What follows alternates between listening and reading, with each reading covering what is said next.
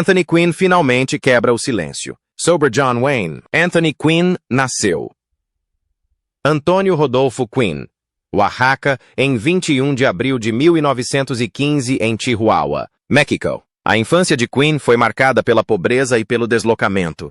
Sua família fugiu da turbulência da Revolução Mexicana e se estabeleceu em Los Angeles, onde a sobrevivência era um desafio diário. Quando criança, Quinn trabalhou em diversos empregos braçais para ajudar a sustentar sua família, vendendo jornais. Trabalhava como auxiliar em açougues e em qualquer emprego que surgisse. Um acidente devastador na juventude, no qual perdeu parte de um dedo enquanto trabalhava em uma fazenda, tornou-se um momento crucial. Em vez de limitá-lo, isso redirecionou sua vida para a arte, o conhecimento e a atuação. Durante sua recuperação, ele mergulhou na leitura, na filosofia e no pensamento criativo, lançando as bases intelectuais que mais tarde moldariam suas complexas interpretações na tela. A educação desempenhou um papel fundamental no desenvolvimento de Quinn.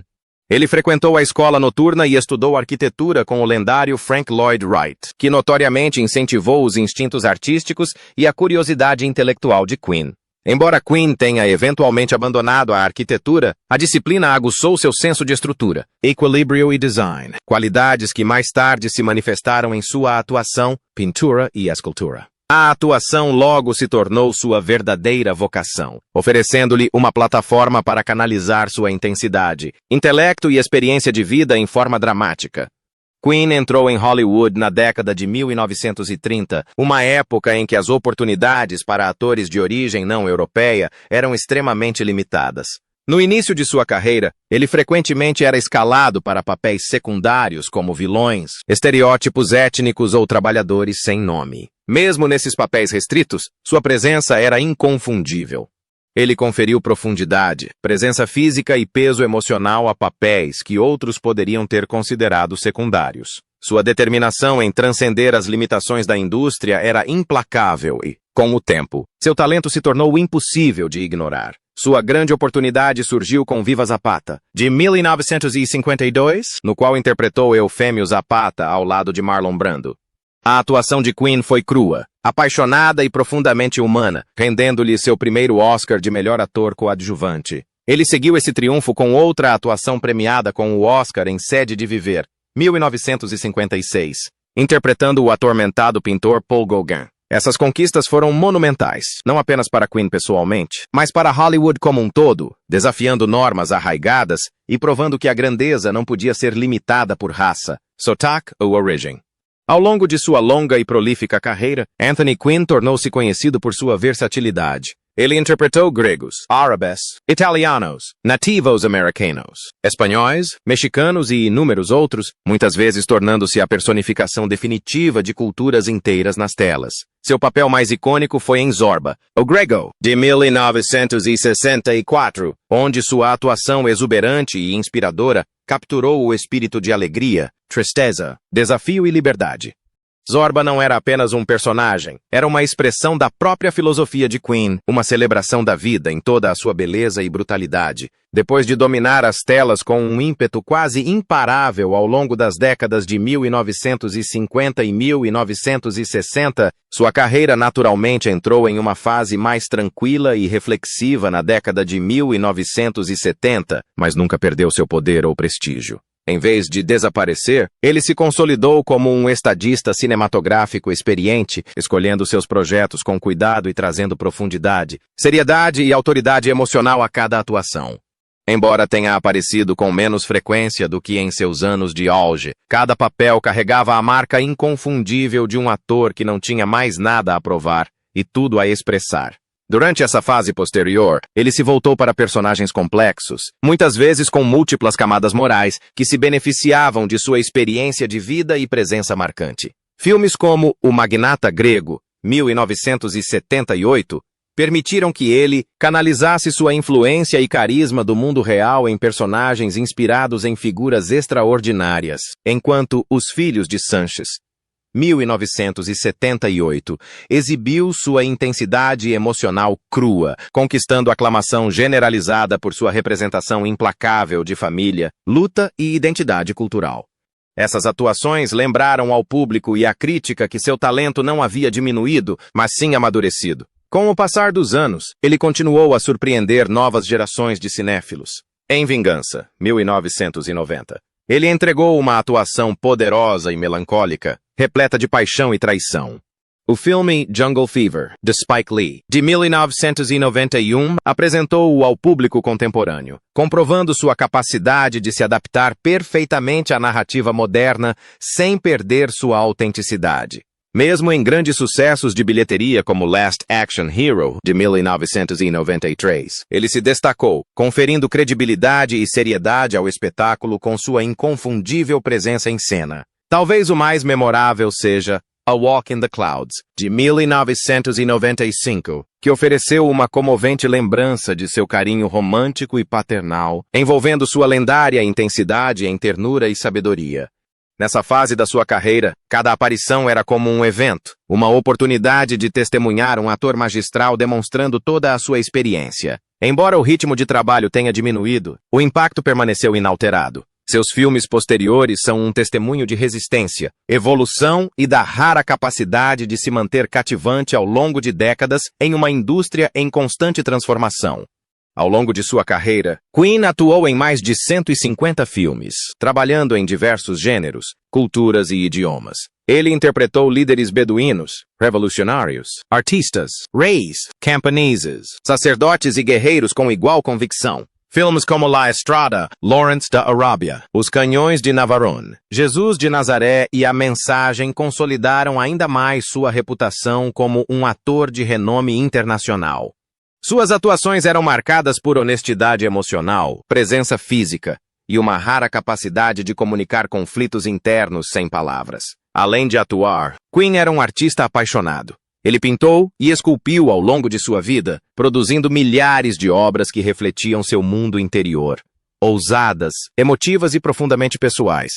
Sua arte foi exibida internacionalmente e colecionada por museus e mecenas particulares. Para Queen, a criatividade não se limitava a um único meio.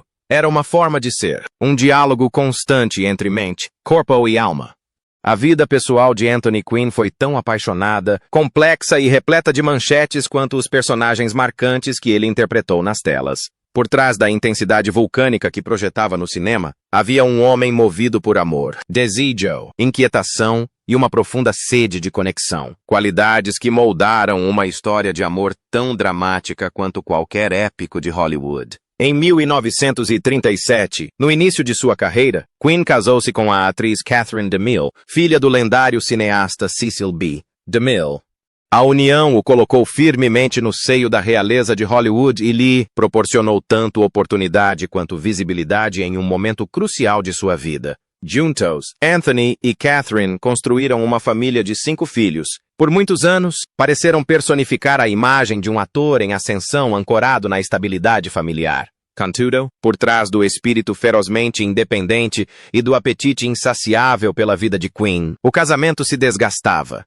Suas repetidas infidelidades provaram ser irreconciliáveis e, após quase 3 décadas juntos, o relacionamento chegou ao fim em 1965. Um capítulo doloroso, porém marcante, em sua trajetória pessoal. No ano seguinte, Quinn embarcou em uma nova fase de sua vida ao se casar com a figurinista italiana Yolanda Addelori. O relacionamento refletia a crescente conexão de Quinn com a Europa e com o mundo internacional, que o acolhia cada vez mais como uma força artística.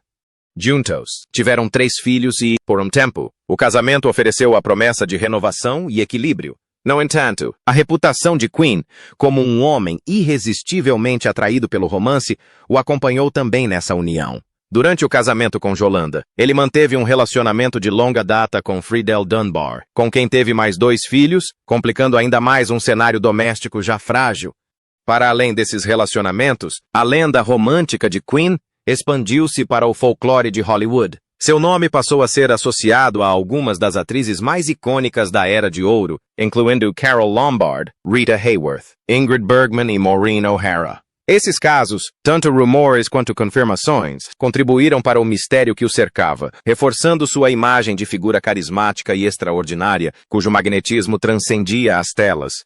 Por fim, o casamento de Quinn com Yolanda desmoronou em 1997, após seu envolvimento com sua secretária, Catherine Benveen. Desse relacionamento nasceram mais 2 filhos, evidenciando o padrão recorrente na vida de Quinn: laços emocionais profundos formados fora dos padrões convencionais. Após a finalização do divórcio de Yolanda, Quinn casou-se com Catherine, encerrando o último capítulo de sua vida amorosa com uma união que lhe trouxe companhia nos últimos anos.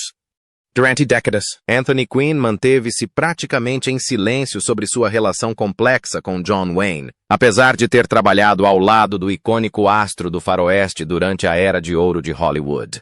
Embora Wayne fosse frequentemente retratado como a personificação da masculinidade americana, inabalável, patriota e uma figura imponente, a experiência de Quinn com ele foi muito mais multifacetada. Já no final da vida, Quinn finalmente decidiu refletir honestamente sobre Wayne, desvendando o mito para revelar o homem por trás dele.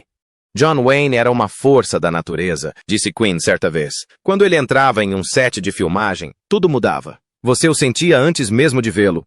Quinn reconheceu a inegável presença de Wayne em cena e seu carisma, admitindo que poucos atores conseguiam atrair a atenção como ele. Segundo Quinn, os diretores muitas vezes recorriam instintivamente a Wayne, confiando em seu julgamento mesmo quando os roteiros ainda estavam sendo elaborados. Ele sabia como dominar a câmera, comentou Quinn. Aquilo não era atuação, era instinto. No entanto, Quinn fez questão de salientar que o domínio de Wayne ia além da produção cinematográfica. John gostava das coisas do jeito dele, explicou Quinn. Ele não escondia isso. Acreditava saber como a América deveria ser, como deveria soar e em que deveria acreditar. Embora Quinn respeitasse a confiança de Wayne, nem sempre concordava com sua visão de mundo. Como ator nascido no México e que frequentemente lutava contra os estereótipos de Hollywood, Quinn sentiu o contraste de forma intensa. Eu vim de fora, disse ele. John representava o centro. Isso tornou nossas conversas interessantes. Politicamente, os 2 homens tinham visões opostas. Wayne era notoriamente conservador e franco, enquanto Quinn adotava uma perspectiva mais global e humanista. John acreditava profundamente em sua versão da América, disse Quinn. Eu acredito profundamente na humanidade além das fronteiras. Apesar dessas diferenças, Quinn insistiu que Wayne nunca o tratou com crueldade pessoal. Ele não me insultou, não me menosprezou, mas também não questionou o sistema, e isso importava. Quinn também abordou a reputação de Wayne como durão, tanto real quanto fingida. Parte disso era real, parte era armadura, refletiu Quinn. John precisava proteger a lenda. Uma vez que o mundo decidisse quem ele era, ele não podia se dar ao luxo de ser outra coisa. Quinn acreditava que essa rigidez autoimposta limitava Wayne emocionalmente. Ele carregava um fardo, disse Quinn, o fardo de ser John Wayne todos os dias. Apesar das diferenças, Quinn admitiu que houve momentos de respeito genuíno. Quando a câmera começava a gravar, ele era profissional, disse Quinn. Ele chegava preparado, respeitava o trabalho. Quinn relembrou momentos em que Wayne o apoiava silenciosamente no set, mesmo sem nunca ter dito um elogio em voz alta. Como John, o silêncio era a aprovação, observou ele. No fim, Quinn rejeitou a ideia de reduzir Wayne a vilão ou herói. Ele era um homem de seu tempo, concluiu Quinn. Forte, teimoso, talentoso e imperfeito, assim como todos nós. Quebrar o silêncio dele não era uma questão de acertar contas, mas sim de buscar a verdade. A história transforma pessoas em estátuas, disse Quinn. Eu prefiro me lembrar delas como seres humanos. As reflexões de Anthony Quinn oferecem um vislumbre raro e sem filtros de uma das figuras mais lendárias de Hollywood, vista não através da mitologia, mas pelos olhos de um colega que esteve ao seu lado, o desafiou e, por fim, o compreendeu. Na tranquila e reflexiva penumbra de sua vida, Anthony Quinn escolheu se afastar dos holofotes de Hollywood e se estabelecer na serena cidade litorânea de Bristol, Rhode Island, um lugar que lhe oferecia paz, beleza e um senso de pertencimento, bem distante dos tapetes vermelhos e das luzes dos estúdios. Alley, com vista para as águas calmas da baía de Narragansett, Quinn passou seus últimos anos cercado pelo esplendor natural que tanto prezava, encontrando conforto em um ritmo de vida mais lento após décadas de triunfo artístico e intensidade pessoal. Em 3 de junho de 2001, Quinn faleceu em Boston, aos 86 anos, vítima de insuficiência respiratória causada por complicações do tratamento de radioterapia para câncer de pulmão. Sua morte marcou o fim de uma vida extraordinária, definida por uma paixão intensa, um brilhantismo criativo e um espírito indomável que deixou uma marca indelével no cinema, no teatro, na arte e na literatura. A notícia de seu falecimento repercutiu em todo o mundo, enquanto admiradores refletiam sobre o legado imponente de um homem cujas performances transcenderam fronteiras, idiomas e culturas. O funeral de Queen foi realizado na histórica Primeira Igreja Batista da América, localizada em College Hill, Providence, Rhode Island, um cenário apropriado para um homem cuja história de vida parecia quase bíblica em sua abrangência, provações e triunfos.